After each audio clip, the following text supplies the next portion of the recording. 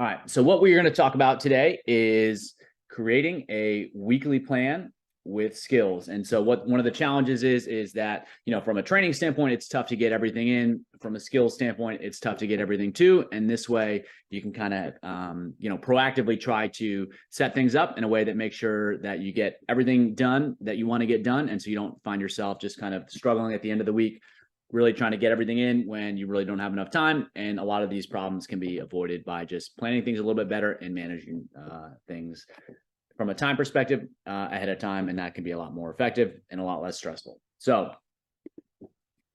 the goal is to provide you with some simple solutions that are fast. They don't take a lot of time. They're easy. It doesn't take a whole lot of effort. And then also that they're repeatable. So you can use them over and over again. And that way you don't have to kind of keep reinventing the wheel, which is always super helpful. So, and it's a process to help you identify what's important, what skills and what types of training that you really want to do, and then ensure that everything gets done. But not only ensure that everything gets done, ensure that everything gets done well, because sometimes you can kind of squeeze things in at the end, but it's really rushed and it's not really what you want. And so the goal here is to help you ensure that you get everything in, don't feel super rushed, get all the important stuff, and it all gets done well. So this is kind of the process that I like to use, and you can use this as a starting point and then kind of adapt things for what you ultimately are most comfortable with and find most effective. So the first thing is trying to identify what do you want to improve. And so what are the things that you believe your swimmers need to be able to do really well in order to swim fast? And we'll go through this overview, and then we'll go through each piece one by one. And so then there's obviously a lot of things that you might want everyone to be able to do and be able to do well, but you can't always do everything. And so then you have to actually make the decision, what are you going to work to improve? And so you might want, each one of your swimmers to be perfect at every single skill and every single stroke, but realistically, that's probably not going to be possible. There's simply not enough time and energy to make that happen. So you're going to have to choose what do you actually want to focus on in a given week. Next step is really identifying what your practice schedule is. And sometimes that's really consistent. Sometimes it's not really consistent, and it changes on a week-to-week basis, whether that's because of, holidays, trips, meets, anything. And so that can change things too. And so having a single, weekly plan doesn't always work because of these different things that come up that kind of force you to change the plan because the practice schedule changed. Then, what's most important that week. So what you're doing on day one of a season is going to be different than, the second to last week of a season. And so you still have to evaluate what's most important this week and then try to figure out how you're going to go about addressing that within the week. Then it's, once you know what's important for the week, what are the goals of each workout? And so having really clear goals for each workout is going to make it a lot easier to design sets and write sets that are going to help swimmers, accomplish those goals. Then once you have an idea of what needs to be done kind of across the workouts, you have to kind of organize it kind of like a puzzle so that it's put in the best place. And so, doing two really, really hard endurance practices back to back, unless there's a specific reason for that, that might not be the best strategy. You might want to spread those out because, you probably get better results if you do that. Then after that, once you've got the weekly plan set up, and you know what you're going to do in each of those workouts, when you're going to do them, all you got to do is just write the workout. So we'll take a look at all those in a little bit more detail. So, and then a lot of coaches do some version of this from a training perspective already, but I think it's really important to incorporate the skill component of it, because if you don't do that, the odds that their skills improve over time is probably not going to, it's going to be a lot lower. And just because if there's no plan to make it happen, it's less likely to happen. So identifying the key skills that you want to improve at each step of the process is critical. And if you don't plan for them, they're probably not going to improve. And so that's why it's important to integrate the skills into the planning process, because then you're more likely to make sure that they actually get addressed and improve over time. So the first thing, so what do you want to improve? And you've got the different strokes: backstroke, breaststroke, butterfly, freestyle, underwater kicking. Do you want to improve all of them? Do you only need to address some of them? And then you have all the skills. So, the big ones are, improving propulsion, improving alignment, improving timing, starts and turns. But then within those, they have different sub skills. So, with alignment, it could be body position, it could be breathing, it could be a lot of different things. And then so identifying everything that you think is important is really valuable, and then making a list and writing it down. And you don't necessarily have to do this every week. This might be something you just do once, so you really know what's important and what you think is valuable for swimmers to be good at in order to swim fast. And then from a training perspective, it's the same thing. You've got endurance, you've got speed work, you've got race specific stuff, and then there's subcategories of that. There's different types of endurance, there may be different types of speed, there may be different types of race specific stuff depending on the races that you're preparing for. And that's all, whatever you think is important is just writing that down so that you have an idea of what some of the things you want to get better at are, and then you can kind of go through the process of figuring out when you want to work on those things. So having a list, and that might be one thing you do in the beginning of a season just to keep track of that. And then over the course of a season, you can kind of pick what you want to address depending on the situation. So that's where we get to this point. And so what are you going to improve? So if everything is important, nothing's important. And so from a stroke perspective, it really depends on the situation. Is this an age group IM based training program, or is this a specialized senior swimmer that only swims one stroke? That's pretty different in terms of what's going to be important from a stroke perspective. And then from a skill perspective, what matters most? Like, what are the skills that are going to be most important for helping swimmers improve? But also, what skills are really weak for certain individuals or your group as a whole? And so if everyone's not very strong at a certain thing, and it's something that's pretty important, that might be something that you want to address. And so identifying what's going to be the most impactful, and then what also needs to improve, prioritizing those things as compared to the last slide. You just have a list of everything that needs to get better, or everything that you think should get better. You have to kind of pick your priorities based upon, the situation and the athletes that you're working with. And this is the same thing from a training perspective. And so, an age group's swimmer is going to need a different training program than a specialized senior swimmer. They may be focusing on one really specific thing as a senior swimmer, whereas an age group swimmer is going to have a broader perspective of what they're trying to work on rather than specializing on one thing. And same thing from a sprinter versus a distance swimmer. If you're working with those type of athletes, or you have different athletes within your group, you're going to probably have a different focus for those individuals as well. And so keeping that in mind is important in terms of deciding what you're actually going to improve. So another way to think about it is you can focus on different strokes, every 3 to 4 months. And so like you might spend the fall getting really good underwater or developing your breaststroke. And so this thing the focus can change over time.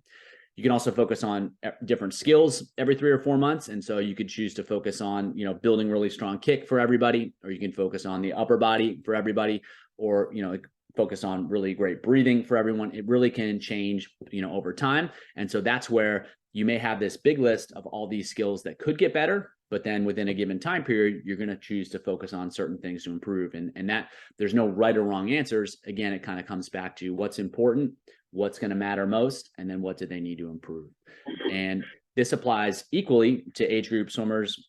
An age group IM focused program and a senior sprinter, they just might have a different types of goals. And so the age group swimmer might need to focus on, all the strokes, and those are the big goals. Whereas the senior sprinter might really need to dial in, on their starts or their underwaters or their distance per stroke or whatever it is. They're going to have multiple goals. They just might be more or less specific depending on what the individual really needs. So of course you can always reevaluate, and you can do that on a week-to-week basis, and you can do that from season to season, and you can kind of change what you want to improve.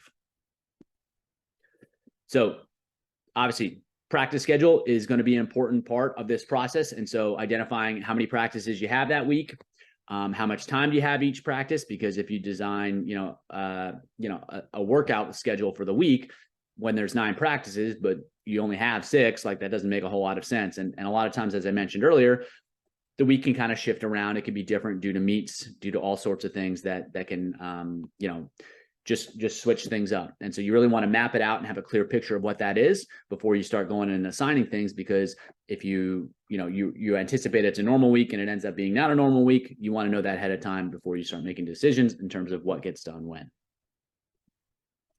The next thing is what's important this week. And so how much time do you have? And if you have, 10 practices a week, that's going to be different than, you have 5 practices a week. You're going to have to be a little bit more selective when you have less time. Then you can think about what are they doing well. And so if they're being really effective at some skill or some type of training, are you going to continue to improve that, or just kind of shift to a maintenance focus and focus on something else? The other aspect is what do they need to improve?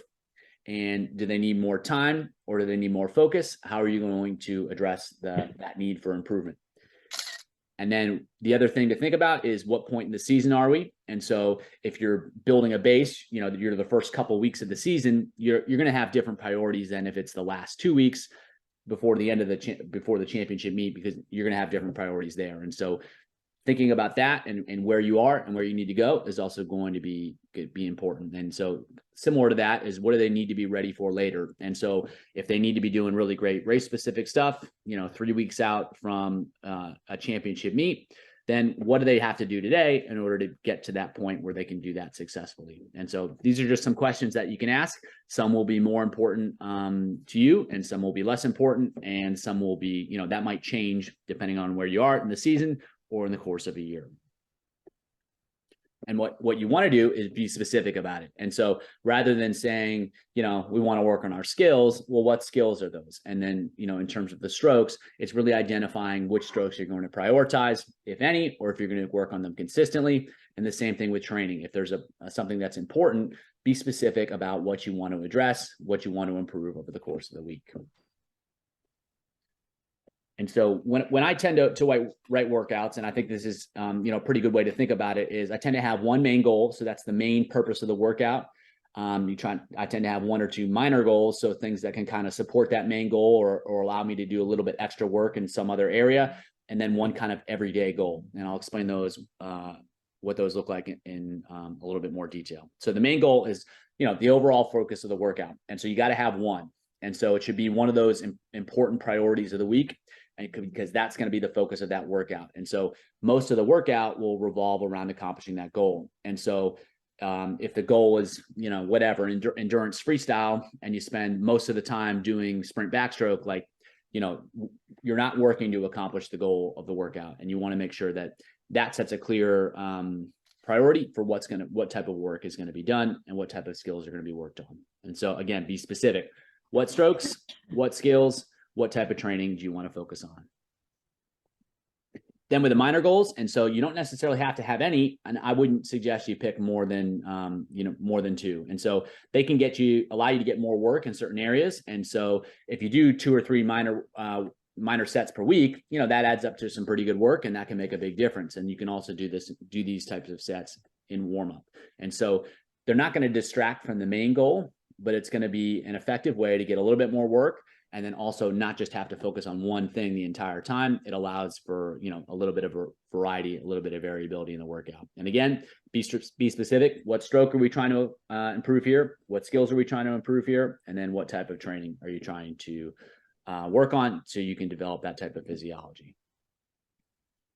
And then I also like to have everyday goals. And so this isn't something that's, you know, I would consider mandatory, and it isn't something you have to do every day. But it's something that, like, you can commit 5 to 10 minutes to every day. And so for things that you typically wouldn't devote like 30 minutes to, so like starts or turns, you know, or underwaters, something like feel for the water stuff. It's hard to dedicate a lot of time to that, but it's still an important part of performance. And so, you know, 5 to 10 minutes, doing it a couple of times a week, doing it every day, something like that, that can really start to add up over time. And then you don't feel rushed at the end of the year. And so, you know, I've certainly experienced where I just tend to ignore start work, and then 3 weeks from the end of the season, I'm trying to do it every day, and I'm trying to do a lot of it every day because I feel like I haven't worked on it and they need to improve their starts. But if you just do that couple minutes a day from day one, or a couple minutes every other day from day one, then those type of things tend to, you know, get addressed over time without feeling rushed. Then the next piece is kind of, when do you do the workouts? And so there's all sorts of different ways to lay out a week in terms of, you know, from a physiology standpoint, from a skill perspective. The thing that I've kind of come to realize is probably most important is that you want the workouts to feel different from day to day. So swimmers kind of get, you know, bogged down and beat up when it feels like it's the same type of stuff every day. And so if you can change the strokes, so it's freestyle versus backstroke, you can change the training style, you know, whether it's endurance or speed work, you can change the how. So even if it's the same type of work, but one day you're doing short intervals for endurance stuff, and the next day you're doing long intervals for endurance stuff, that can still feel pretty different. That can help them, help swimmers manage the training a lot better. And so like the idea of alternating stresses.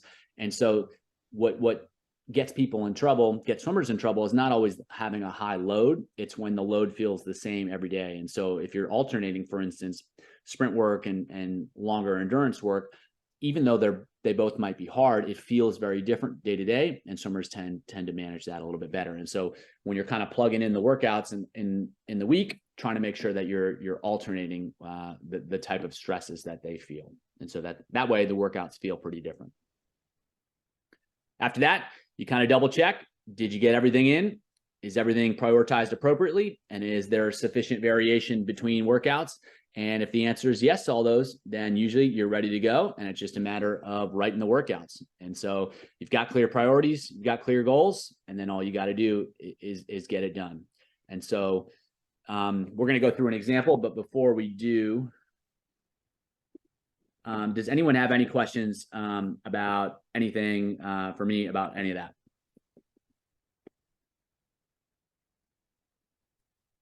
Got something, just feel free to unmute yourself. I'd be happy to answer.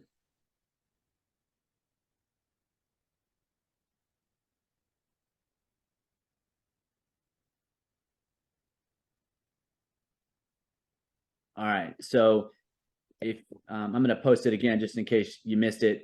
So this is it's a spreadsheet you can download, and that's what we're going to kind of reference in the next section. We'll kind of walk through a week and how to think about managing and kind of plugging things in, and that way it's a way to make it kind of concrete in terms of the ideas what we're talking about.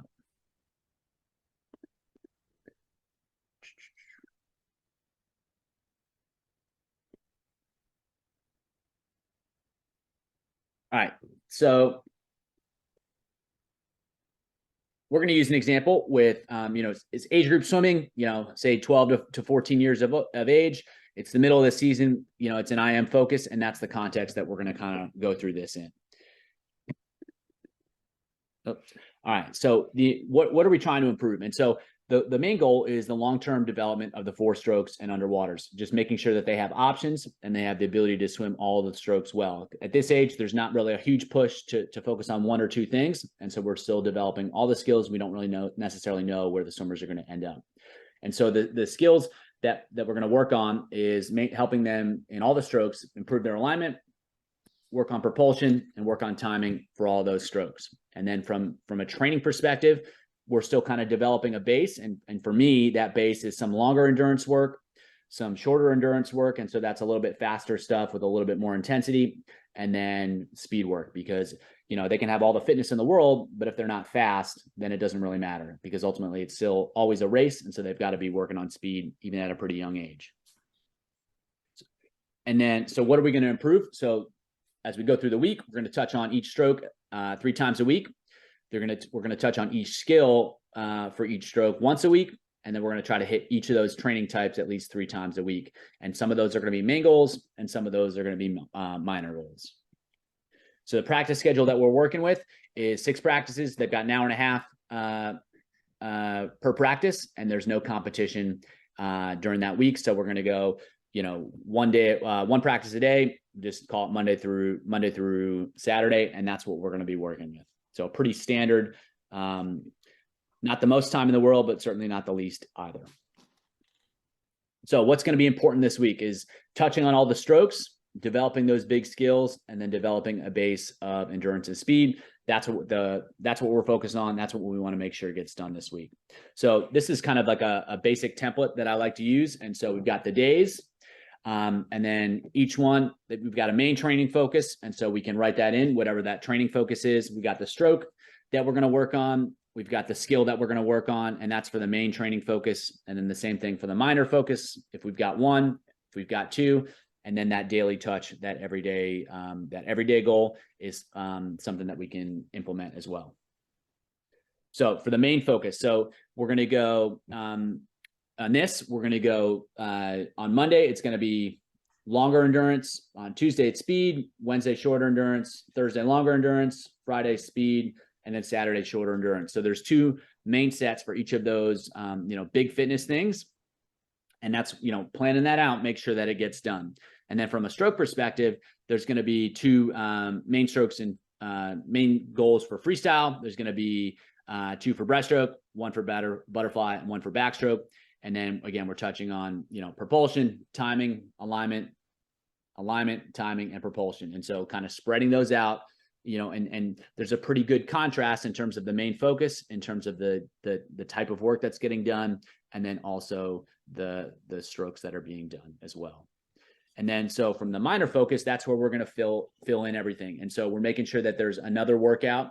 So for all the strokes that got 2 major focuses, they're going to be 1 minor focus. So that gets us to 3 workouts a week. And then for the ones that had 1 major focus, there's going to be 2 minor focuses. So that way they get 3 workouts a week. So there's 2 backstrokes, 1 freestyle, 1 breaststroke, and 2 butterflies. And those are all in minor sets. And then we're also going to do a little bit of underwater stuff 4 times a week, just to make sure that we're staying in touch with that. I tend to not do huge major sets for underwater stuff, just because it kind of gets a little bit monotonous for some kids, and we want to keep that stuff pretty short, pretty fast.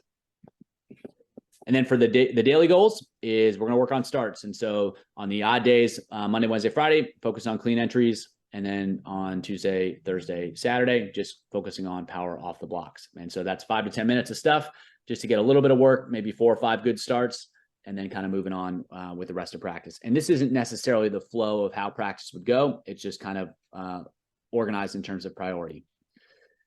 So then we kind of look at the main week. And so if we look at Monday, we've got 3 sets to write, which in an hour and a half practice isn't so crazy. And one of those sets can be part of warm up. And so they're going to do some longer endurance freestyle. They're going to do some short backstroke speed, and then they're going to do some short underwater speed. And so it's a way to we've got a clear practice, clear priorities, and clear things to get done. And then the same thing goes for the rest of the week. And that way it's pretty simple at this point to write the sets and know that you have everything covered throughout the rest of the week. And you don't have to worry about, well, maybe I should do a little bit more of this here, a little bit more or a little bit less of this here, because you know that everything's getting covered over the course of a week. And you can kind of just go about, write the sets as best as you can for the situation, and then just kind of move on and know that the relevant work and the important work is going to get taken care of. So we double check, do we get everything in? There was 3 times a week for each stroke. All the strokes got, at least 1 touch for the timing, the propulsion, and the alignment. And then there's a bunch of variation. They're alternating the major stresses, they're alternating their skills, and they're alternating the types of the different strokes that they're working on. So this is kind of the process that I like to use. It's obviously, what's most important is finding a way that you can go through this, go through the planning process to make it as fast and as easy and as effective as it can for you. Because if you're spending tons of time doing it, then it's not going to be something that you try to avoid. And so, maybe you can use this as a starting point. Maybe you already have your own strategy, and maybe you can just adapt something. But the most important thing is to figure out something that works for you, so that you know that you can consistently make sure that you get everything that's important done. And then also, it's not super stressful, it's not super time consuming, and it doesn't take a whole lot of effort, because the less effort it takes, the less time it takes, the more likely you're able to do it. And then the more likely you are to get the results that you're looking for, and the more likely you are to actually address all the important strokes, all the important skills, and all the important fitness elements, and then do it in a way that's pretty seamless and pretty effortless. Your thoughts on putting individual medley training into the weekly plan, or just, putting it in 3 times a week, etc.? Right. And so there's 2 kind of different dynamics that are happening. Is one is like developing the actual strokes, and then learning how to swim them kind of together. Because, it's one thing to have a good breaststroke. It's another thing to be able to go from backstroke to breaststroke and then go to freestyle. And so I think, earlier in the season, it's spending more time kind of developing the individual strokes. And then like over time, you can kind of transfer or transition into doing more and more of like maybe 2 strokes at the same time, or even 3 strokes at the same time. And then, the way I like to approach it is kind of just reinforce the skills that we're already working on separately. So like, for instance, say you're working on breaststroke, and the big focus has been like improving the breaststroke pull.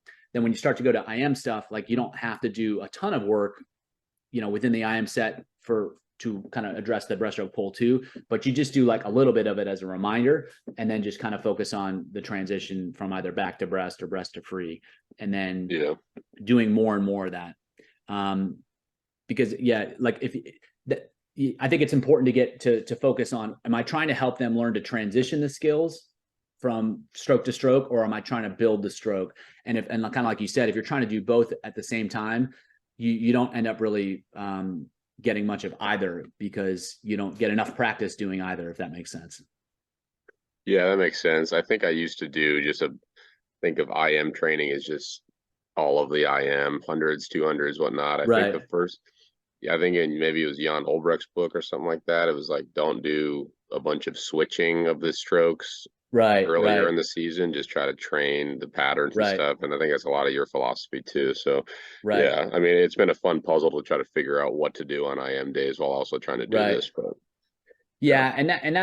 and so like if especially if you don't have control of, like, if you're just giving some kids and you're saying help them improve their IM, like sometimes, and especially if it's early in the season, what maybe you can do is, like, if you have an hour, it's like just work on them separately. It's like 15 minutes of backstroke, 15 minutes, of each stroke, and not so much worry about the transitions. Like, to me, I think the simplest way to think about it is, I'm either improving the strokes or I'm improving the transitions. And when you think about it in that perspective, you kind of write sets pretty differently.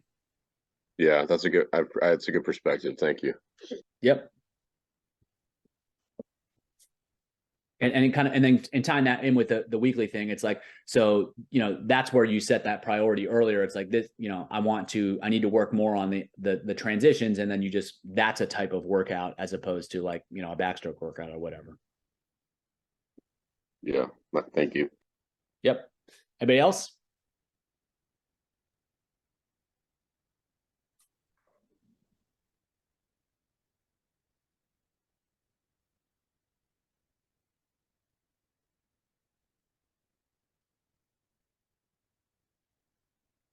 All right, we'll give it a minute or two, and then hope everyone enjoys the rest of their Wednesday.